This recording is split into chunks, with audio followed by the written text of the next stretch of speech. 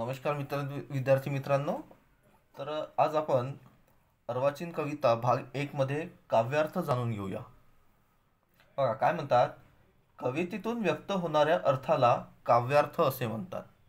जे कवितेतून जो अर्थ व्यक्त होतो त्याला काय म्हणतात, काव्यार्थ म्हणतात. साहित्याच्या परिभाषेत त्याला व्यंग्यार्थ असे देखील म्हटल्या जातं. साहित्यामध्ये त्याला काय म्हणतात, व्यंग्यार्थ असं देखील म्हटल्या जातं. वसंत आबाजी डहाके या या विचारवंतांनी कवितेतून व्यक्त होणारा अर्थ कवितेच्या आकृतिबंधामुळे काव्यार्थ कसा ठरतो याचे मूलगामी तर्कशुद्ध विवेचन कवितेचा आकृतिबंध या लेखामध्ये केलेलं आहे. बघा कोणी केलेलं आहे, वसंत आबाजी डहाके यांनी कवितेतून व्यक्त होणारा अर्थ कवितेच्या आकृतिबंधामुळे काव्यार्थ कसा ठरतो याचं विवेचन केलेलं आहे. बघा ते काय म्हणतात, वर्णनाचा नाद, शब्दांचा वाच्यार्थ आणि ध्वनी हे कवितेचे 3 घटक असतात. कोणते कोणते?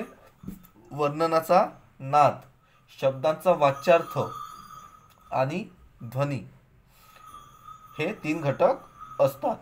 त्यातून नादाचे आकृतिबंध, अर्थाचे आकृतिबंध आणि ध्वनीचे आकृतिबंध साकार होतात. म्हणजे याच्यातून वर्णाचा नाद, शब्दांचा वाच्यार्थ आणि ध्वनी याच्यातून नादाचे आकृतिबंध, अर्थाचे आकृतिबंध आणि ध्वनीचे आकृतिबंध साकार होत असतात. या तिन्ही आकृतिबंधाची एकात्मता ज्या रचनेत आढळते तिला कविता असे म्हणतात. जे हे तिन्ही रचनाबंध ज्याच्यामध्ये आढळत असतात त्याला काय म्हणतात, कविता असे म्हणतात.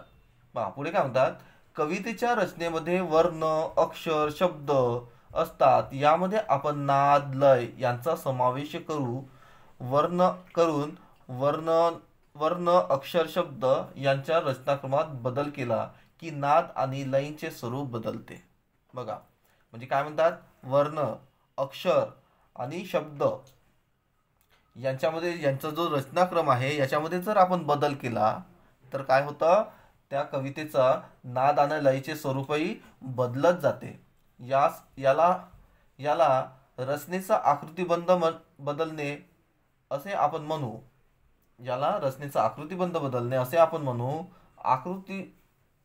आकृतिबंध बदलला की अर्थ बदलतो. बघा आकृतिबंध बदलला की काय होतं, अर्थ बदलत असतो. याच्यासाठी आपण 2 कविता बघूया. बघ काय म्हणतात, हे एक झाड आहे, वारा झुळझुळ वाहतो आहे, पाने झिळमिळ हलताहेत. काय म्हटलं आहे, हे एक झाड आहे, वारा झुळझुळ वाहतो आहे, पाने झिळमिळ हलताहेत. आणि दुसरी कविता बघूया, दुःखाचे झाड आहे, उदास वारा वाहतो आहे, खिन्न पाने हलताहेत. आता या 2 कविता बघितल्या तर आपल्याला हे दिसून पडतं की या दोन्ही कविता झाडाशी संबंधित आहेत. याच्यात बघा एका कवितेत काय म्हणतं, हे एक झाड आहे, आणि दुसऱ्या कवितेची पहिली ओळ काय म्हणते, दुःखाचे झाड आहे. म्हणजे दोन्ही याच्यामध्ये काय आहे, झाड आहे, परंतु पहिल्याच्यात त्यांनी काय म्हटलं आहे, दुःखाचं झाड आहे. म्हणजे अर्थ बदलला. त्याच्यानंतर दुसरी ओळ बघूया, वारा झुळझुळ वाहतो आहे, आणि दुसऱ्या कवितेत म्हणतात उदास वारा वाहतो आहे. म्हणजे पहिल्याही कवितेच्या दुसरी ओळीमध्ये काय होत आहे की वारा काय होतोय, तो वाहतो आहे, पण कसा वाहतो आहे तर झुळझुळ वाहतो आहे. आणि दुसऱ्या कवितेची ओळ काय म्हणते, उदास वारा वाहतो आहे. म्हणजे दुसऱ्या कवितेमध्ये जो वारा वाहतो आहे तो कसा आहे तर तो उदास आहे.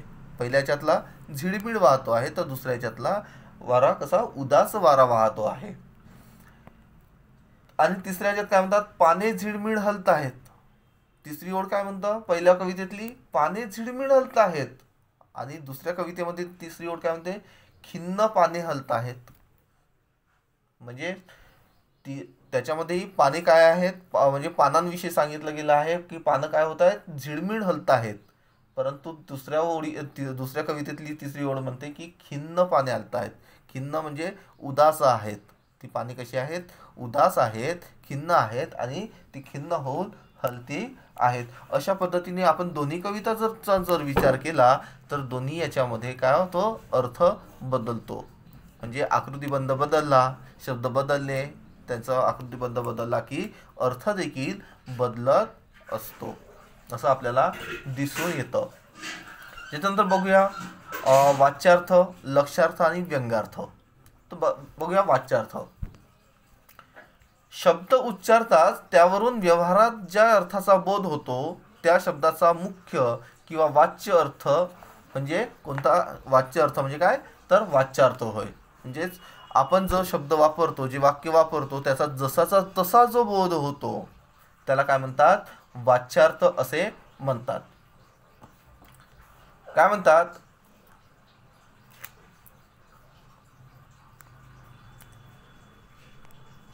शब्द उच्चारताच त्यावरून व्यवहारात ज्या अर्थाचा बोध होतो त्या शब्दाचा मुख्य किंवा वाच्य अर्थ होय. हा मुख्य अर्थ व त्याचा बोध शब्द यांचा वाच्यवाचक संबंध असतो. शब्द हा वाचक व ज्या वृत्तीमुळे यांच्यातील हा संबंध निर्माण होतो त्या शब्दशक्तीला अभिधा म्हणतात. बघा, म्हणजे जी शब्दशक्ती आहे, ज्या शब्दशक्तीतून हा वाच्यार्थ निर्माण होतो त्या शक्तीला काय म्हणतात? अभिधा असे म्हणतात. अभिधा, लक्षणा, व्यंजना ही काय शब्दशक्ती आहेत. तर ही पहिली शब्दशक्ती म्हणजे अभिधा. अभिधा म्हणतात या अभिधा शक्तीमुळे शब्द उच्चारल्याबरोबरच समाजात रूढ असलेला अर्थ समजतो. या अभिधा शक्तीमुळे काय होतं? समाजामध्ये जो अर्थ रूढ आहे तो रूढ अर्थ आपल्याला समजत असतो. आपण जे शब्द वापरतो त्या शब्दाचा जसाचा तसा बोध होत असतो. त्यामुळे या अर्थाला मुख्यार्थ असेही म्हटले जाते. म्हणजेच या अभिधाला काय म्हणतात? मुख्यार्थ देखील असे म्हणतात. मुख्यार्थाचा बोध देणाऱ्या भाषेला व्यवहार भाषा असे म्हणतात. या भाषेचे उद्दिष्ट केवळ मुख्यार्थाचे संदेश वहन करणे हेच असते. म्हणजे याचा उपयोग काय असतो? तर मुख्य जो अर्थ आहे त्याचा संदेश वहन करणे हा त्याचा उपयोग असतो. उदाहरणार्थ बघूया. गाईला आण, गाईला बांध हे दोन जर वाक्य बघितले तरी याच्यातून आपल्याला काय अर्थ होतो की गाईला आणणे आहे आणि गाईला बांधणे आहे. गाईला आण, गाईला बांध हे शब्द उच्चारल्यानंतर गाय या प्राण्याचा आणि आणणे, बांधणे या क्रियाचा आपल्याला तात्काळ बोध होतो. हे आहे वाच्यार्थ. त्याच्यानंतर दुसरा आहे लक्ष्यार्थ. व्यवहारामध्ये आपण नेहमी शब्दांचा वाच्यार्थच समोर ठेवून बोलतो असे नाही. कित्येकदा शब्दाला मुख्य अर्थ घेऊनही आपल्या मनातील विचार यथार्थपणे व्यक्त होत नाहीत. बघा, कित्येक वेळा आपण मुख्य अर्थ घेऊन शब्द बोलत असतो परंतु त्याचा काहीतरी दुसराच अर्थ निघत असतो, नाही का? म्हणजेच मुख्य अर्थ अभिप्रेत होत नाही, मुख्य अर्थ व्यक्त होत नाही, तर दुसराच अर्थ व्यक्त होत असतो. यालाच म्हणतात लक्ष्यार्थ. अशा वेळी मुख्यार्थाहून वेगळा पण त्याच्याशी संबंधित असा अर्थ व्यक्त करणारी शब्द योजना केली जाते. म्हणजे अशा वेळीस काय होतं की मुख्य अर्थाशीच जुळणारी परंतु त्याच्याशी थोडीशी वेगळी अशी शब्द योजना केली जाते आणि तिथून जो अर्थ बोध होतो त्याला लक्ष्यार्थ असं म्हणतात. हा लाक्षणिक अर्थ ज्या शब्दावरून बोधित होतो त्याला लक्षक असे नाव आहे. म्हणजे हा लाक्षणिक अर्थ जिथून बोध होतो असतो, नाही का? लक्ष्यार्थ असा जिथून बोध होत असतो त्या शब्दाला लक्षक असे नाव आहे. लक्ष्यार्थ व तटबोधक शब्द यांच्यात लक्षक संबंध असतो. म्हणजे लक्ष्यार्थ आणि तटबोधक शब्द यांच्यामध्ये कोणता संबंध असतो? तर लक्षक असा संबंध असतो. लक्ष्यार्थामुळे बहुरंगी बहुपदरी स्वरूपात अर्थ व्यक्त होऊ शकतो. बघा, लक्ष्यार्थामुळे काय बहुपदरी किंवा जास्त प्रमाणात बहुपदरी स्वरूपात, बहुरंगी बहुपदरी स्वरूपात अर्थ काय होत असतो? व्यक्त होत असतो. जसं एक उदाहरण बघूया. तात्यासाहेबांना भेटायला नाशिक शहर लोटले होते. तात्यासाहेबांना भेटायला कोण लोटलं होतं? तर नाशिक शहर लोटलं होतं. नाशिक शहर लोटलं होतं म्हणजे लोटले होते म्हणजे आले होते. परंतु आता नाशिक शहर भेटायला येऊ शकतं का? नाही. तर आपल्याला इथे काय अर्थ घ्यायचा आहे, त्यातील त्या नाशिक शहरातील किंवा त्या नाशिक गावातील जो जनसमुदाय आहे, जो लोकांचा समुदाय आहे, तो भेटायला आला होता, असं आपल्याला इथे अर्थबोध घ्यावा लागतो. जे नाशिकचा समुदाय हा लक्षार्थ किंवा सूचितार्थ आहे असं आपल्याला इथे म्हणता येईल. त्याच्यानंतर तिसरा आहे व्यंग्यार्थ. मुख्यार्थ. मुख्यार्थ म्हणजेच कोणता, अभिधा. अभिधा किंवा वाच्यार्थ. मुख्यार्थ किंवा लक्ष्यार्थ यांच्याहून वेगळा असा अर्थ जेव्हा प्रतीत होऊ लागतो त्या अर्थाला व्यंग्यार्थ असे म्हणतात. म्हणजे हे दोन्हीही जे अर्थ आहेत, मुख्यार्थ आणि लक्ष्यार्थ, यांच्याहून वेगळाच अर्थ जिथून व्यक्त होतो त्याला काय म्हणतात, व्यंग्यार्थ असे म्हणतात. हा अर्थ प्रतिगम्य असल्याने तो ध्वनित होत असल्याने या अर्थाला प्रतियान, ध्वन्यर्थ असे म्हटले जाते. अशा स्वरूपाच्या अर्थाची प्रतीती प्रामुख्याने काव्यातून येते. अशा अर्थाची प्रचिती कशातून येते, जास्तीत जास्त काव्यातून. म्हणजे व्यंग्यार्थ हा जास्तीत जास्त काव्यामध्ये वापरला जातो. कविता वाचल्यानंतर आपल्याला अनेक अर्थ जाणवतात, नाही का. एकच अर्थ जाणवतो का, नाही, वेगवेगळे अर्थ जाणवत असतात. कवी जे कवितेची जी निर्मिती करत असतो ती वेगवेगळ्या अर्थांनी करत असतो, त्याचा अर्थ आपल्याला जाणून घ्यायचा असतो. हा अर्थ प्रतिगम्य असल्याने तो ध्वनित होत असल्याने या अर्थाला प्रतियान किंवा ध्वन्यर्थ असे म्हटले जाते. अशा स्वरूपाच्या अर्थाची प्रतीती प्रामुख्याने काव्यातून येते, म्हणून व्यंग्यार्थाला काव्यार्थ म्हणूनही संबोधले जाते. म्हणूनच काव्यार्थाला काय म्हणतात, व्यंग्यार्थ देखील असे म्हणते. व्यंग्यार्थाला काव्यार्थ असेही म्हटल्या जाते. शब्दाच्या ठिकाणी असलेल्या अभिधा आणि लक्षणाशक्ती क्षीण झाल्या की शब्दाच्या ठिकाणी असलेल्या व्यंजनाशक्तीमुळे एक वेगळाच विलक्षण अर्थ आपणास जाणवतो. या अर्थाला व्यंग्यार्थ असे म्हणतात. उदाहरण बघूया. मानेवार जून ठेवल्याचे आश्वासन आणि आयत्या खड्यात तोंड खुपसण्याचे प्रबोधन यामुळे बैल झालेले मवाळ. ही कविता आहे. काय म्हणतात, मानेवार जून ठेवण्याचे आश्वासन आणि आयत्या खड्यात तोंड खुपसण्याचे प्रबोधन यामुळे बैल झालेले मवाळ.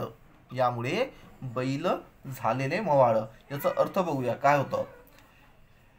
ही कविता नारायण कुलकर्णी किंवा कवठेकर यांच्या बैल या कवितेतील या ओळी वाचताच, म्हणजे नारायण कुलकर्णी यांच्या बैल या कवितेतील आहे आणि या ओळी वाचताच बैल या शब्दाचा अर्थ लोपतो.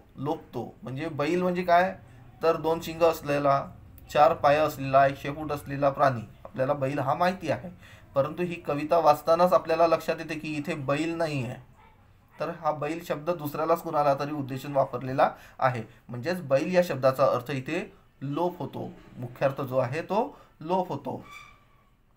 माणूस असा अर्थ काही काळ मनात रेंगाळतो, नाही का. म्हणजे ही कविता वाचल्याबरोबर आपल्याला इथे लक्षात येते की हा बैल जो आहे तो कोणाला म्हटलाय, तर माणसाला म्हटलेला आहे. म्हणजे काही काळ माणूस असा अर्थ तिथे आपल्याला रेंगाळत असतो, जाणवत असतो, परंतु तोही नाहीसा होतो. तोही अर्थ नंतर काय याच्याने नाहीसा होतो आणि तो नाहीसा होऊन काय होतो, राजकारणातील पुढाऱ्यांच्या आशीर्वादामुळे, म्हणजे राजकारणातील जे पुढारी आहेत, नेते आहेत, त्यांच्या आशीर्वादामुळे नरम झालेले बुद्धिवंत असाही काही अर्थ येतो. म्हणजे बघा, जे काही बुद्धिवंत लोक असतात ते राजकारणाच्या दबावाखाली येतात आणि त्यामुळे ते नरम होतात. त्यांच्यातील जो काय म्हणतो ज्ञान आहे ते क्षीण होऊन जातं आणि ते काही काळ म्हणजे त्यांच्या चरणी लोटांगण पावल्यासारखे असं समजू शकता तुम्ही, नाही का. तर ते झालेले बुद्धिवंत असा काही अर्थ येतो. मग मातेवर जू न ठेवण्याचे आश्वासन यातील जू व आयत्या खड्ड्यात तोंड खुपसणारे प्रलोभन यातील आयत्या खड्यात या शब्दांनाही परिचित अर्थापेक्षा निराळे अर्थ मिळतात, नाही का. म्हणजे हे जे शब्द आहेत यांना काय वेगवेगळे अर्थ मिळत असतात. हे व्यंगार्थ आहेत. हे व्यंगार्थ आहेत. कवितेतील व्यंगार्थ